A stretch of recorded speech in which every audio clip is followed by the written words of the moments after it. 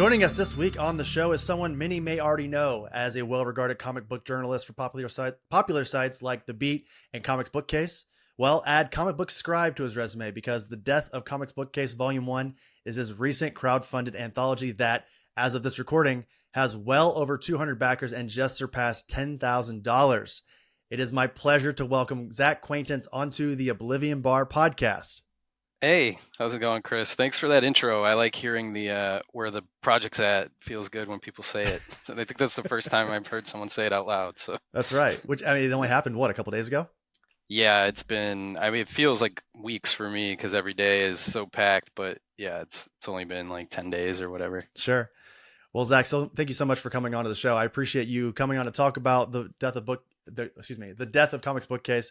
And I wanted to start off the conversation kind of talking about getting, our listeners familiar with not only the Death of Comics Bookcase, but also highlight, your storied relationship with the medium and with the comics industry. So, in whatever link that you want to give to our listeners, could you give us a rundown of your career in comics and what you were doing before deciding to take on writing? Yeah, man. So I've been like seriously involved with comics as an industry since about late 2017, early 2018, which is when I launched my my now defunct blog, Comics Bookcase.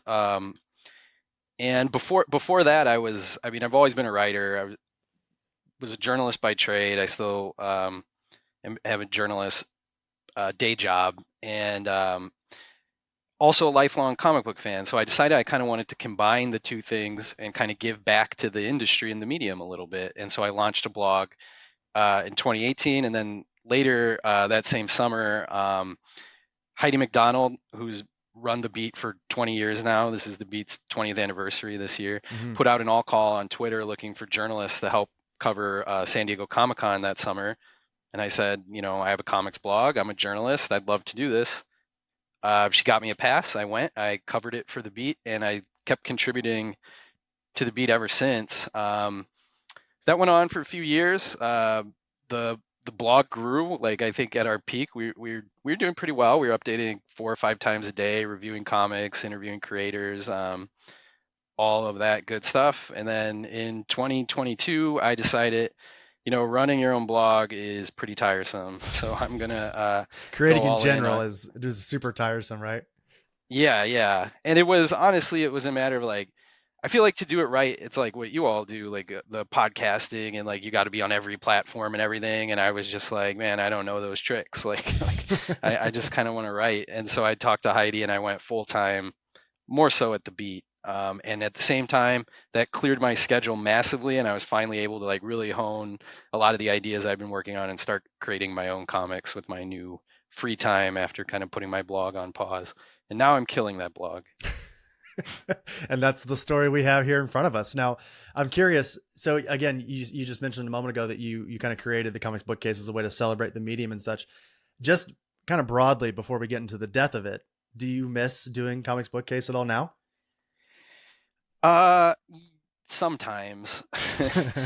not I don't miss the like grind of it. I miss the people I was working with over there. So like Sure. I was working with some really great people on that blog, like Lisa Gullickson from Comic Books Couples Counseling contributed, and we had a lot of writers that would contribute a few pieces and go on to write for the Comics Journal and Comics XF and all these places. So I got to meet a lot of really cool people who cared a lot about comics and knew about comics I didn't know about, and I miss that part of it a lot. But thankfully, social media and everything exists, and I'm able to keep in touch with most everyone I worked with. Not quite as frequently as I'd like, but more or less.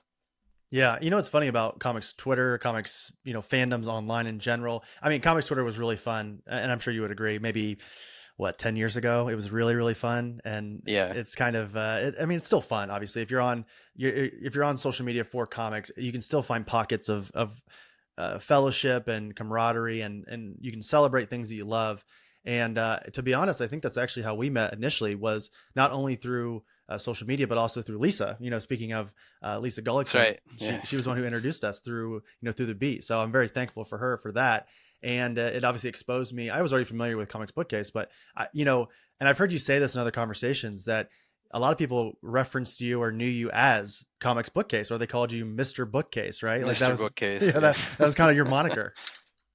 Yeah, people would make jokes like, "Oh, that's a great take for a piece of furniture," and I'd be like, "Come on, that's not Oh, come on. take written by a piece of furniture. I'm a person."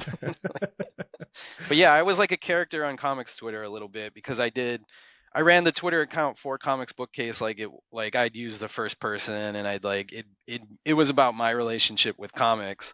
And it was always a thing of like I was trying to do it to promote the blog, but I would get a lot of engagement through people who would never dream of clicking on one of the blog links, but they loved to like reply to the tweets and kind of knew me that way. But yeah, I made a lot of friends on there, and yeah, it was a good time. And this is kind of relevant to, you know, a similar way as the Comics Bookcase and the Oblivion Bar, just podcasting in general, is that you can have these followings on social media, you can have online friends or what have you, but to get people to actually check out the thing that you're creating behind that account is, and I'm telling everyone listening right now, just so I'm sure most people know this, listening to this right now, that is one of the most difficult things to do. So hard. It's so hard to get people to just click the link and check it out, you know?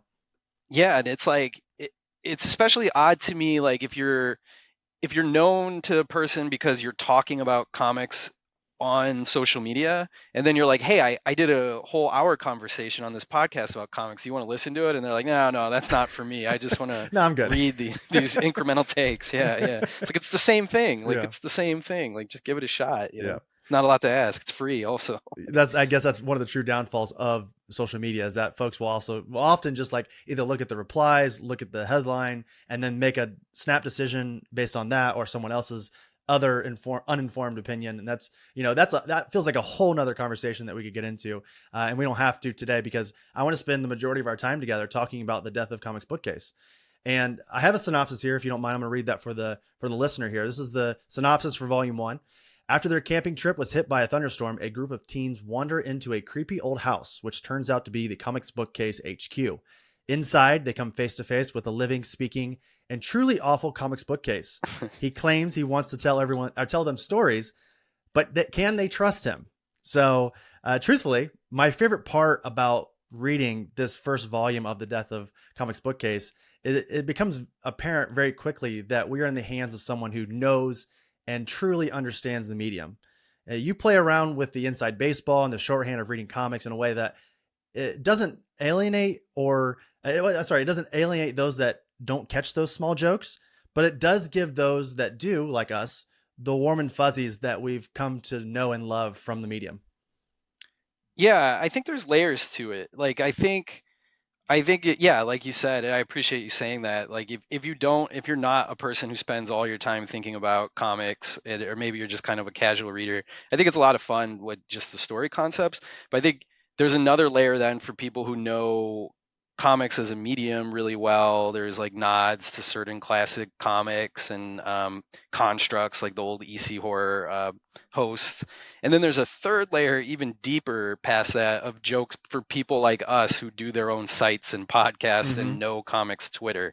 So yeah, I think there's like several different layers to engage, and you can go as deep as you want, or you can just read it for the stories. I think it works. I hope it works for all those different groups. Oh, 100% it does. And I'm curious, just, you know, kind of your temperature check across the board for, you know, followers or just friends or whomever you've had, you know, read the Death of Comics Bookcase. What seems to be kind of the more prevailing popular entry in that anthology? Oh, the Werewolf Priest is the is the breakout star, I would say, out of all the stories. That's the one I hear about the most, or the people want to talk about the most. It's the lead story too, so you would hope that that's the one that grabs people and gets them to say like, yeah, I'm in for the whole ride after they read that one. But yeah, like that's the conversation starter. And I'm glad that one is, because that one's kind of constructed to be a series eventually, like we have plans to build it into a full series. So, but yeah, that's the star so far, of the couple dozen people who've read the book as of now. I mean, when you have Anna Redmond on the book, it makes sense, right? And just kind of based on that and, you know, the story itself, did you anticipate that one? And is that why you chose that as the first entry in the anthology? Yeah, you know, it was weird. Like I kind of did the stories read in the anthology in the order I made them. So there's very chronological into how, like, I just made one after the other and arranged them that way. I never thought twice about like maybe I should move this one or that one. But that, if it wasn't for the idea for that story and Anna being willing to work with me on that story, like the rest of them wouldn't exist. It's like that simple. Because that was the first idea. That was the first one we went all in on doing as a pitch with a backup plan to like we didn't want it to be one of those pitches that you hear about where people, oh, we had this great pitch, but no one's ever going to see it because it didn't, for any one of 100 reasons, it didn't go. So we built this backup plan around it while working on that pitch that like we were going to put it in this anthology. And I talked to a few editors to make sure, like, hey, if this shows up in an anthology, like, does that disqualify it from being a pitch you'd look at? And they all said no. So took off from there. Isn't that what Hellboy? Wasn't Hellboy in an anthology before he eventually came, like Malibu Sun or something like that? I can't remember exactly.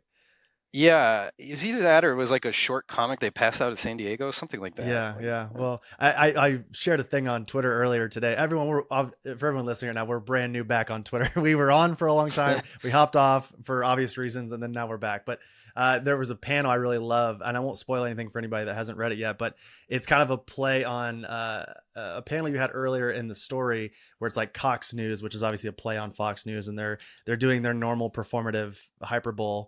And as I'll say our titular villain is attacking, the people that he's attacking says something like, must be a migrant. On fentanyl, probably trying to vote. I'm glad you caught that one. Yeah, because that's that I was really proud of that joke where there maybe shouldn't be a joke because it's a horror story, but yeah, I couldn't resist kind of doing a callback to the very first page. It's like a callback. Yeah, I'm glad you liked that one. I saw that panel. I was like, hell yeah, somebody got it. Yeah. And I don't know if I already said this or not, but it is my favorite story in the anthology as well. Of the, what is 1, 2, 3, 4, 5 that we have here in this story, the Werewolf Priest is, I think, the one that I'm most intrigued by. And of the couple conversations that I've listened to you talk about this, it seems like that, and you already said it too, seems to be the one that people are excited about. And you have active pitches for this. And is it the Gold Mask as well? Gold Mask. Yeah. Gold Mask is, so the difference between them, the Werewolf Priest is the first 8 pages of a number 1 issue. I've scripted the rest of it. Like that's basically act 1 of what would be number 1 of it has a different series name because it's kind of a monster of the week concept. Mm-hmm. It's not always going to be a Werewolf Priest. But yeah, and then Gold Mask, which is a fantasy comic, is more of a proof of concept, just kind of an introduction of the character. But there's also like an outline and hope among the entire creative team to eventually pitch that as a series and build that into a fantasy miniseries. I really love that character. I love writing that character, and I love the character design that Luke Horseman did for that. It's just doesn't get better. It always makes me laugh. I love it too. Gold Mask was definitely up there. And I don't have a question around this, but I do want to say just briefly that as I was reading this for the first time, the Werewolf Priest, obviously, like I said, was my favorite, but I felt like as I kept going, and you know how anthologies go, sometimes you'll read the first one and it's really good, and then you'll kind of like just nothing peaks after that. Respectfully, of course. I felt like as I kept reading, I found something I liked about every single one. The responsibility, I think it's how you say it. There you go. Yeah. Is basically kind of a riff on Amazing Fantasy and early Spider-Man, and kind of but also dealing with like modern AI issues and things like that. The Gold Mask, which is like we just talked about briefly, was a smart-mouthed dark mage Gold Mask who finally has infiltrated the Tower of Zacchaeus. Is that how you say that? Zaticus, yeah. Thank you. And tries to steal a fabled dark artifact. The Next Door 2, which is actually a continuation of another comic that you had done before, correct? Yeah, it's Next Door was a one-shot that I did it came out in 2021 and also crowdfunded, and this is like a first 10 pages of what would be Next Door number 2. Mm-hmm. Yeah. Well, and as someone who has not, regrettably has not read Next Door quite yet, I still think that I found a lot of enjoyment in that second part. And if nothing else, it made me more intrigued to want to eventually check out Next Door number 1. Oh, I appreciate that. Yeah, it was built to stand alone. There's like a half a page kind of like where they talk about the events of the first one, but I feel like you can read right past that and just get into the story from the word go. But yeah, that's one we want to do more of as well, obviously. Yeah. And then the final story is Apes versus Sharks, the Omega Brain 4. Yeah. Which, if everyone listening right now, if that sounds insane, it's, I think, kind of the funny premises behind the story is that the apes versus sharks is not entirely the central part of this story. Am I fair to say that? I think that's fair. Yeah.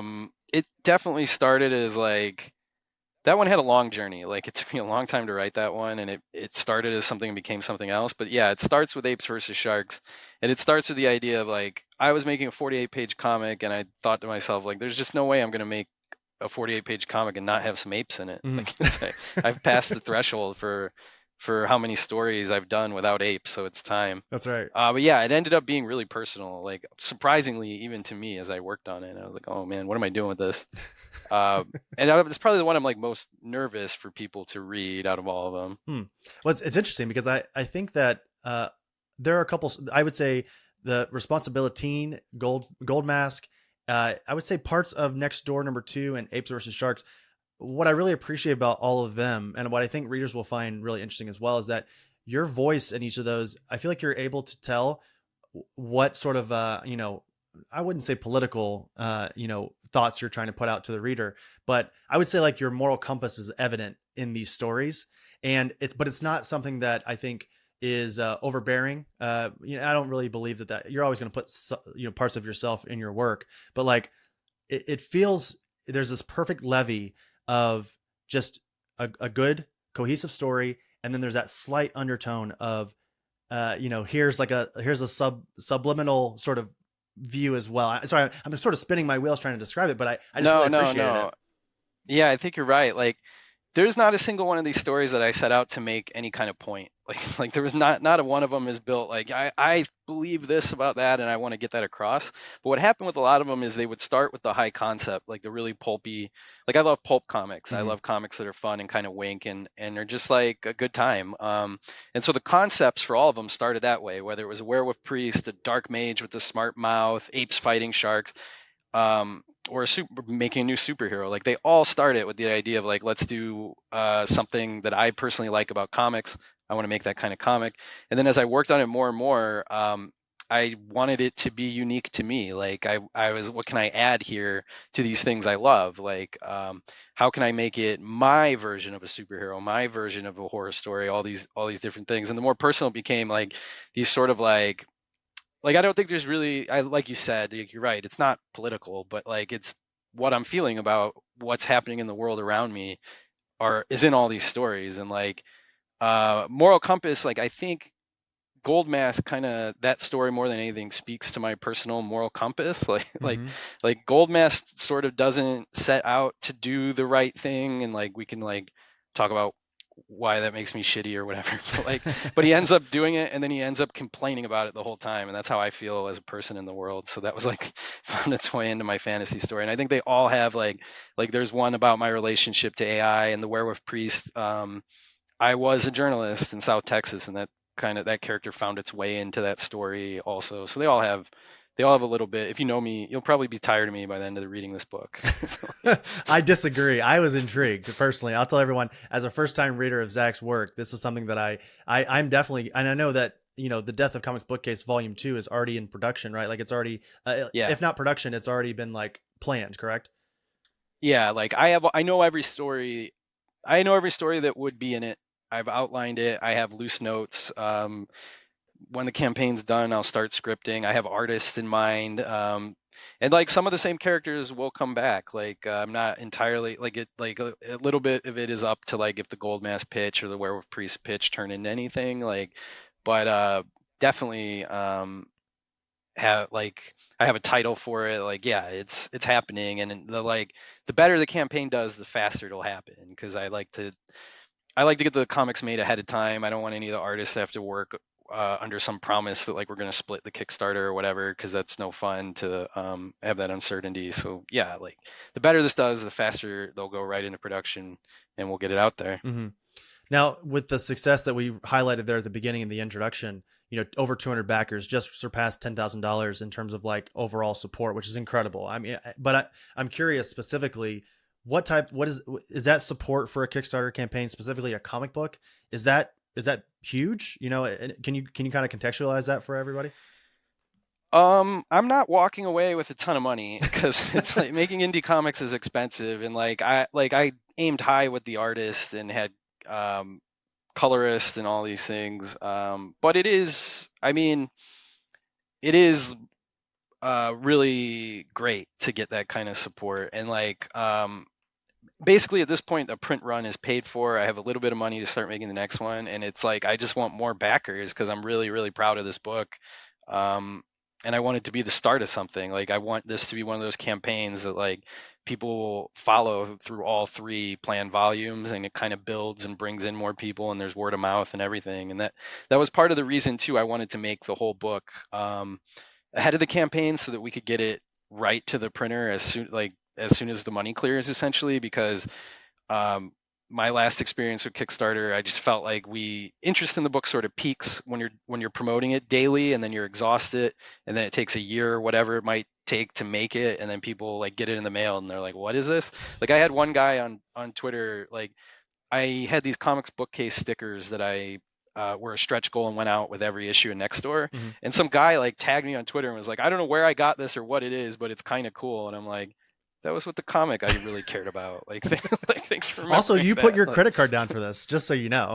Yeah. You paid money for that. So like, but yeah, that kind of stung and stuck with me. And I was like, well, next time they'll remember where they got that sticker. That's right. Well, you kind of alluded to this a moment ago, but it feels sort of like this first volume is, a love letter that's written with a poison tip pen. And what I mean by when I say that is that you obviously love the medium. And as we said earlier, you've been a leading force in terms of analyzing, critiquing it for some time now. But at the same time, you've been highlight and you poke fun at certain parts of, the typical cliches that comic books are known for, in a way that says like, isn't this silly? Like we all know that this is super silly, right? And my question for you though is, how much of that is holding up a mirror to the medium and embracing its silliness, or how much of that is you just highlighting the many different tones you think a comic book can juggle at the same time?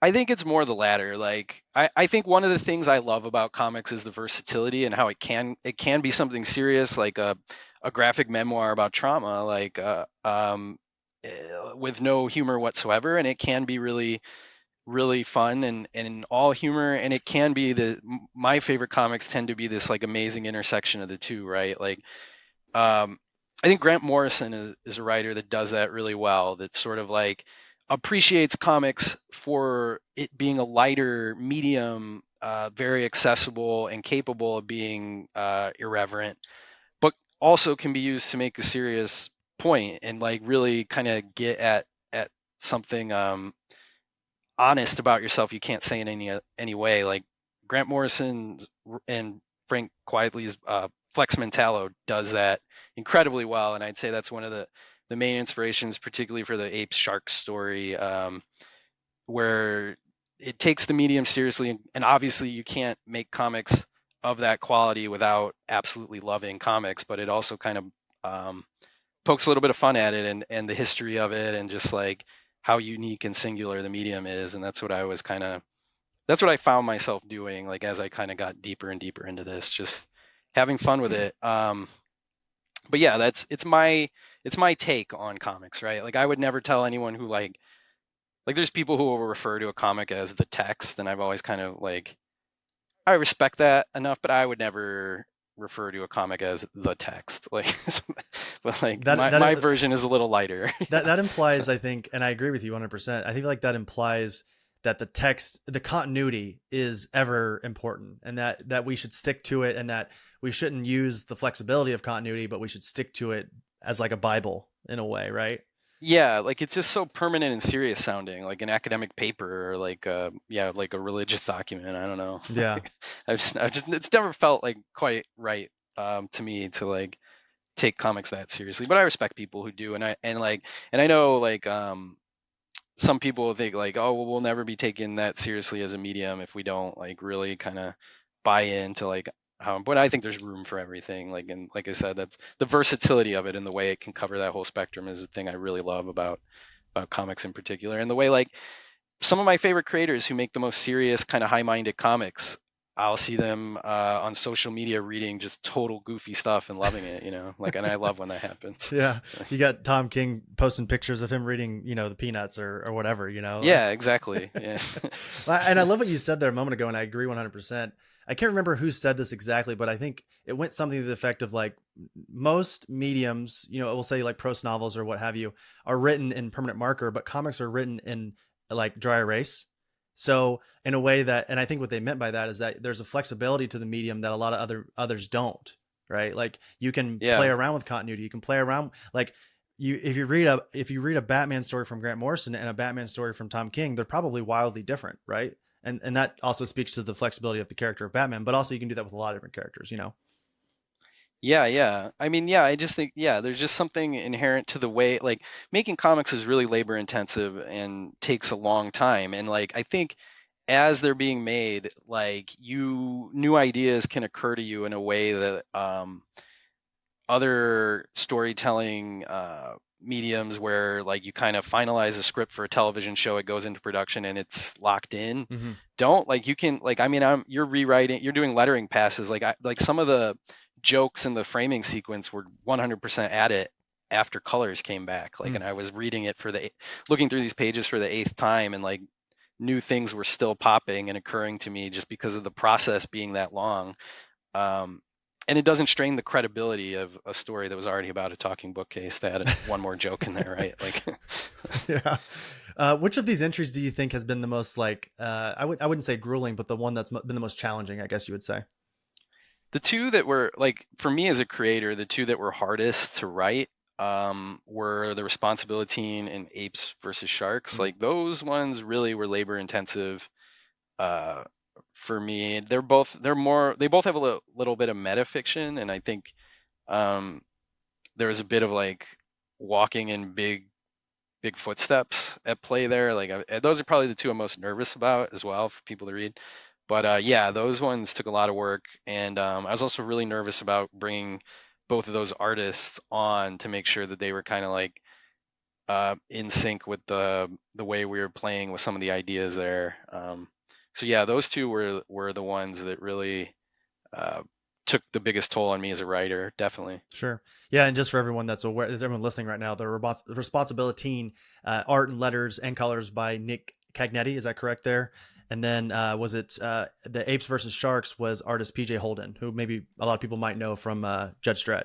So and Yeah. both are great too. And it's interesting that you said those two are your most challenging, because I feel like as I look at the 5 entries of the Death of Comics Bookcase, those two stand out to me as maybe the most impressive, because Oh, thank you. I'm glad to hear you say that. yeah, 100%. I mean, again, I already said that the Werewolf Priest is my favorite, but I think that kind of alludes more to my taste in comics. I love sort of the noir-y, detective horror type of storyline, but I will say that the Responsibility, I won't say that like people who have never read comics can enjoy this. They absolutely can. But I think if you are familiar with the medium and you speak that language, you're going to get a kick, like a true kick out of this Responsibility. And I know at one point you even have a moment where you point at the writer. You're talking like almost to yourself, and that meta, like you were saying a moment ago, is cycling through as you're reading it. So, and then of course, like I said, the Apes versus Sharks.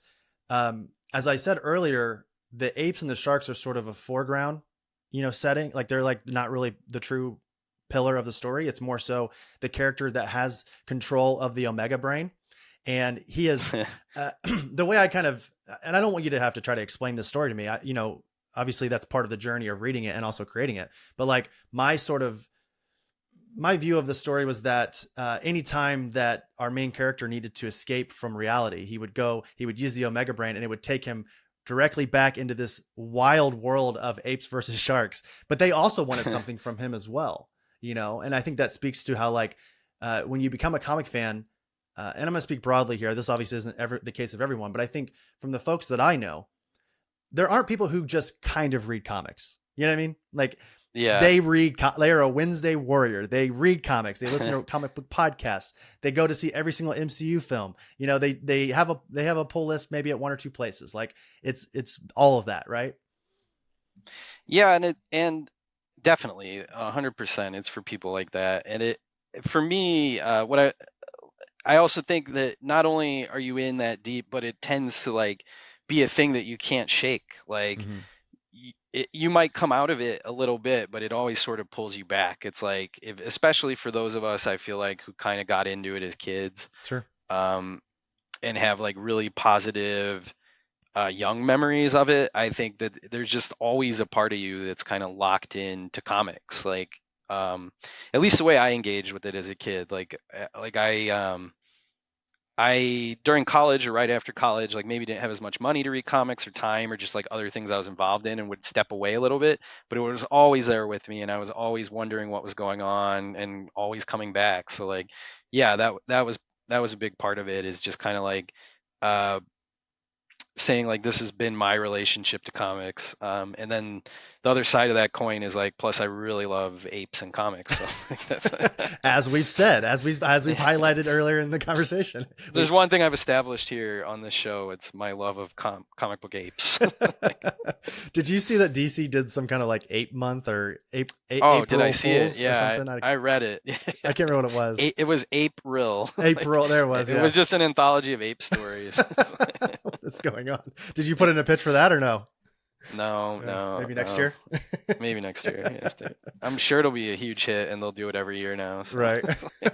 Well, I wanted to kind of briefly go back just a moment what we were just talking about there in terms of like what I find so interesting. And I think the reason why, or part of the reason why I love the medium so much, is that you can have 2 folks in front of you. You can have a 6-year-old and a 60-year-old, and you can hand them Spider-Man Blue, by Jeff Loeb and Tim Sale. Oh yeah.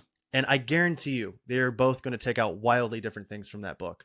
And that sort of speaks to the flexibility of the medium, as we were just talking about a moment ago, and how as a kid, you can read Spider-Man and go, man, I love, his suits. I love his powers. I love his villains. That's all He's great. funny. He's funny. Yeah. Exactly. Yeah. All like, and you can like power fantasy your way into the POV of Peter in those stories. As an adult, what I think makes Spider-Man so compelling is that he can't be happy. Like, if he is happy for more than 10 minutes, something will happen. Aunt May will die. Right. MJ will break out with him. Something will happen. And you fired, yeah. Or he gets fired from the Daily Bugle, something like that. And I think that speaks to the power of comics, is that you remember as an adult that adults are making this. They're putting themselves into these stories, and they're accessible for all ages. But I love the fact that you can do all that with one medium. You can't hand a 12-year-old Game of Thrones, most of them. You can't hand you most shouldn't. of them. Yeah, you absolutely should not. But you could hand a 12-year-old, for instance, like, I don't know if this is really appropriate. I don't really know what I think is appropriate for young people anymore, because they have the entire world of violence and anger in their hands at all times. Yeah. But you can hand them, Watchmen. And I guarantee you, and that's a book that I read. I see it on your shelf right behind you. That's a book I read every couple of years and pick up something new every time I read it. Yeah. It's like listening to the Beatles in a way. Like you read Watchmen when you're 12 and you like different parts of it. You read it when you're 18 and you like different parts of it. You read it when you're 25 and you like still different parts of it. Yeah, that's a really great point. One of the books I was reading as I was working on these comics was Astro City by Kurt Busiek and Brent Anderson, which were comics that I had read as a kid and had liked. I was like, I just want to see different versions of superheroes that seem kind of familiar to me. That's great. And then I was rereading them last summer into the fall, and just like really appreciating the complexity of the human characters, the like smaller people in it, and I think that speaks right to that point. That's like, comics has this ability to offer different things to different generations, and to have that rereadability to a lot of it, as you kind of grow and take new things away from some of these stories. 100%. Well, Zach, I have one final question for you here, and it has to do with sort of making the leap into the world of writing. And obviously you've been doing the writing for a while, but I guess I'm speaking specifically about the world of writing comics, Sure. And many of us, suffer from imposter syndrome and either don't know or can't make that emotional leap to at least attempt to write a script or reaching out to potential collaborators. So asking for a friend who may or may not possibly be in this recording studio currently, what was your very first step in that process of creating stories, and then putting in the back end work to make them real, and then eventually having the courage to share them out into the world? It's hard. It's a great question because it is hard. Like the very first step was actually during the pandemic. A friend of mine, Pat Scott, who's an artist, reached out to me and was like, "Hey, I'm home on quarantine. Do you want to write a 5-page comic?" And I was like, "Yeah, let's do it." Sorry, my schedule's busy. I don't have a lot of time, but sure. Right, right. And that's sort of how Nextdoor had started. But the only reason he reached out to do that was because I'd been tweeting, like I was working on scripts for other things. So I'd already taken that first step to just kind of set aside 30 minutes to an hour a night after work to kind of just play with scripting comics and to read. I had, and it's a book I saw on your shelf earlier, the hardcover of The Vision. Oh, sure. Yeah. And if you look in the back of that, there's script pages side by side with finished art. And so you can kind of see how the script led to the art. And so I had that book, and I had a couple others that had that kind of script material in it. So I was just reading those, and I was just spending that 30 minutes to an hour every night, like discipline, like something like you would if you were working out, just making myself sit down to do this and try to have fun with it. And it wasn't fun at first. Like it's hard work. And then kind of sticking with it. But there's different levels. Like, so I made that first comic, and after that happened, it took me a while to like kind of figure out what my next move was. And it just, like, I think if you really want to do this, it'll keep coming back and keep coming back, and you'll just feel incomplete. Like you have to do this, you're not going to be happy. And so, like, yeah, I guess my advice around that is like, start writing, find an artist or a friend, try to do something small. Like you'll see people who come on Kickstarter with their first project and be 150-page graphic novel, the first to 5, and it's like, I don't recommend that. Like, That's not a good idea. yeah, that's ambitious, sure, but save that after you've made some short comics. And Brian Bendis will talk about this a lot. Like, just make a comic. You can do it with stick figures. You can do it learning to draw very crudely. You can do it with a friend, whatever. Like, just try your hand at it and get going. Mm-hmm. Yeah. Do you ever feel any of that type of, I'm sure you have, but, just out of curiosity, feeling that imposter syndrome and, what was kind of like your way of, jumping over that in some way? I know it's kind of a broad question, but. No, I did 100%. You know what really helped? Getting off social media, like taking a social media break. Sure. And like, while I was working on Werewolf Priest, I was barely on social media. Like, and it's kind of hurt me with marketing this campaign, to be totally honest with you, because I feel like there's people who backed my first campaign. We were like Twitter buddies, and like I disappeared on them in a way. Like, and I get that, and so they're not as excited about this project. But I had to do it. Like there was that imposter syndrome, like, cause you'll see people on there, every day working on really cool stuff, like impossibly cool stuff. Like, here's a new cover, here's new art, here's what I'm pitching. And it just like, it all becomes a little intimidating after a while, this like deluge of like all this cool stuff that everybody seems to be working on and Kickstarters are rolling out, and you don't know how you're going to get to that point. So I had to like, and you know, things happened on Twitter. Like, you guys left, what was going on. Like, Yeah. like it made it much easier to step away. Like, I was going to probably step away anyway, but that really helped, not being on social media, to overcome imposter syndrome and just kind of working on things in a vacuum and having a few very close friends, like my buddy Harrison Stewart and Easton DeVerna, who are both comic creators. I was in touch with them the whole time while I was working on this stuff, running ideas by them, like having that kind of a close circle of people rooting you on and being like, yeah, this is cool, maybe reconsider this. Like, that was the other thing that really helped me kind of overcome any kind of imposter syndrome or like just being intimidated by the task, Mm-hmm. Yeah. I don't know why. And again, I'm speaking from a friend here that's in the room with us right now. It's not me. Yeah, it's definitely not me. It's somebody that's with us right now. I don't know why, but when they think that you got to write a script for a comic, like you got to like be Alan Moore for some reason. Like, you got to be this like 7-layer deep subtext of just all these different elements. You're talking about God and the universe, and you're also writing a compelling Swamp Thing story all at the same time. And you don't have to do that. I have to keep telling this person that I know that's in the room with us that's not what you're supposed to do.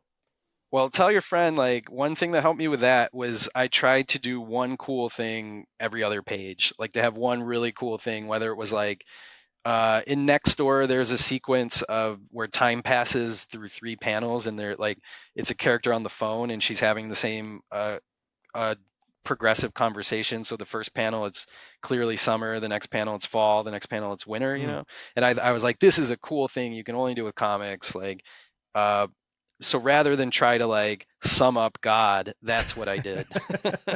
I tried to every other page or so, or like every so often, I'd be like, you know what? Even if this story is not working, people don't like it. At least I have this cool thing like that I'm kind of proud of, and I think is a little bit clever. Yeah. So tell your friend that. I think that helps. I'll let him know. Well, Zach, thank you so much for joining me here today on the Oblivion Bar podcast. The campaign ends on May 2nd. Is that correct? That's right. Yeah, midnight on May 2nd. Midnight on May 2nd, The Death of Comic Bookcase Volume 1. Everyone, make sure if you're listening right now, please check out the link in our show notes to back this incredible anthology. I honestly cannot implore people to do that enough. And Zach, I'll speak to you here personally.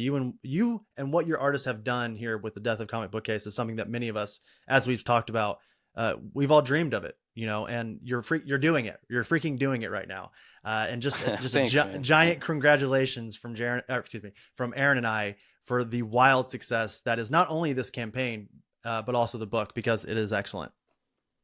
Thank you. No, I really appreciate that. I hope people who love the medium as much as you all clearly do with your show, and how great of a job you do with it. Like, if I inspire any of you to make comics, man, what a great legacy that would be for this project. 100%. Well, Zach, I'm going to pass the baton off to you one last time. Is there anything that you want to plug out? I mean, it could be Death of Comic Bookcase, or it could not be. Anything you want to plug? Any socials to highlight before we let you go? You can find me on Blue Sky, Zack Quaintance. I'm probably a little more active on there than anywhere else. Comics Bookcase on Twitter I'll always keep that around to promote whatever my next project is. And then if you really want to make sure you don't miss what I'm up to, if you go to comicsbookcase.com, you can still sign up for the newsletter there. Mm-hmm. And I use that sort of now to update people very sporadically on what I'm writing and when I have new projects. But other than that, please back the project. Last thing I'd like to say is all these artists are absolutely amazing. Like, there would be no book without them. And them being willing to work with me on this is an incredible honor. So shout out to each and every one of them. 100%. So what you've done over the last, I'd say, 2 weeks or so in terms of promoting this book is incredible. You have been, tenacious, I guess is maybe the best word to say, in terms of the way you post about it, which is incredible. I'm an amateur. The master is David Pepos. He's the guru. Like, he's the one. If you want to know how to promote a comic book, look at David Pepos. Like, he's an inspiration. And actually, before I started, he was the first one I knew who did Comics Press, who went into making comics. And so, like, he's been an incredible resource and incredible help. Like, I've asked him so many questions, and I've asked him, like, hey, is it harder to get taken seriously as a creator if you've done press? And he's just been great. And like, yeah, I can't, but yeah, it has been rigorous, all the promotion, and it never stops. But like, that guy, man, like, that guy's everywhere promoting Space Ghost right now, like twice as hard as I'm promoting this. So like, but yeah, that's where I learned that. It's sort of, I know we're kind of winding down the conversation, but it sort of feels like we're all just trying to add our love letter into the medium. We're trying to, like, highlight what's great about the medium in some way or another. And it sort of feels like the modern, or at least it seems more apparent or more apt to happen now, the natural progression as like a podcaster, a journalist, as someone who loves comics, and that's where you start. And eventually, if you either find yourself with the know-how or the right person or just the ability, you will make your way into actually writing the physical comics themselves. Yeah, I mean, two things. I think comics is it demands your participation at a certain point. Like, there's a long history of like people who start in fan press and like just want to do it themselves, and the barrier to entry is not as high as something like writing an entire novel or making a whole movie. And then yeah, like, now I think it's harder than ever to like break in, or to like a lot of the traditional channels for like pitching to a publisher, getting on at a publisher. It's like the market's in a bit of a downswing. It's just hard. It's really difficult to kind of break in the way you traditionally think of it. Mhm. But it's easier than ever to have a web comic or crowdfund. So like I think that's another thing that's like really opened up the path to go from like, and if you have the like DIY spirit of doing your own podcast or blog, Mhm. it's a very similar skill set to like promoting your own crowdfunder or web comic. Mm. So like it kind of like opens doors for you that way that you've done this. Like I mean, I wouldn't know you, I wouldn't know Lisa, I wouldn't know half the people who I've talked to without having done Comics Press. So Sure. Well, yeah, friend very in the helpful. room listening right now, you hear that? You can do it. So, and everyone listening right now to this conversation, you can do it as well. If you like what Zack has done here with the Death of Comics Bookcase, just know that he's been where we are. So make sure that if he can do it and doing as well as he has thus far, I think that gives everyone a little bit more confidence in themselves. So Zack, once again, I want to thank you for coming on the Oblivion Bar podcast. And down the road at some point, I'd love to have you back on for the Death of Comic Bookcase Volume 2, or just whatever you're working on at that time. Yeah, anytime, man. This was a blast. I'd love to come back. Awesome. All right, thank you, Zack. Thank you.